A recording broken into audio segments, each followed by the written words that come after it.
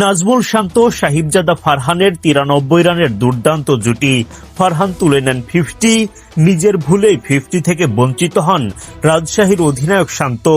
আলিস আল ইসলামের কিপ্টে বোলিংয়ে জোড়া শিকার। মুস্তাফিজ ফাহিম আশরাফদের বোলিংয়ে রাজশাহী প্রত্যাশা অনুযায়ী পুঁজি বড় করতে পারেনি। বৃহস্পতিবার বিপিএলে দিনের দ্বিতীয় ম্যাচে মুখোমুখি হয় টুর্নামেন্টের দুই শক্তিশালী দল রংপুর রাইডার্স ও রাজশাহী ওয়ারিয়র্স।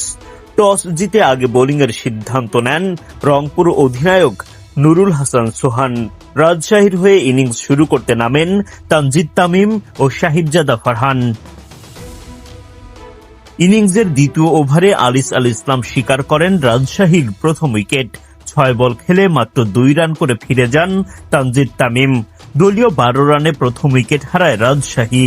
এরপর উইকেটে আসেন নাজমুল শান্ত, গড়ে তোলেন সাহিবজাদা ফারহানের সঙ্গে অপ্রতিরোধ্য এক জুটি।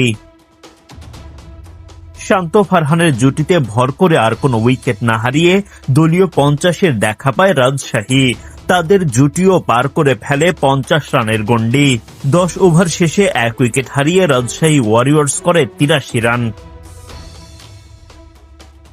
সাহিবজাদা ফারহান 50 দেখা পান। শান্তও সেই পথে এগিয়ে যেতে থাকেন, কিন্তু নিজের ভুলে রান আউট হয়ে বিদায় নিতে হয় তাকে। 30 বল খেলে 5-4 ও 1 ছক্কায় 41 রান করেন রাজশাহীর অধিনায়ক।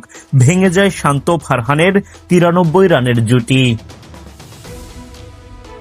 46 বলে 65 রান করে আলিসের বলে আউট হন ফারহান। ফাহিম আশরাফের বলে আউট হওয়ার আগে মুশফিকুর রহিম করেন 9 রান। 132 রানে 4 উইকেট হারানোর পর শেষ দিকে বাকিদের ব্যাটে ভর করে লড়াকু পুঁজি পায় রাজশাহী ওয়ারিয়র্স।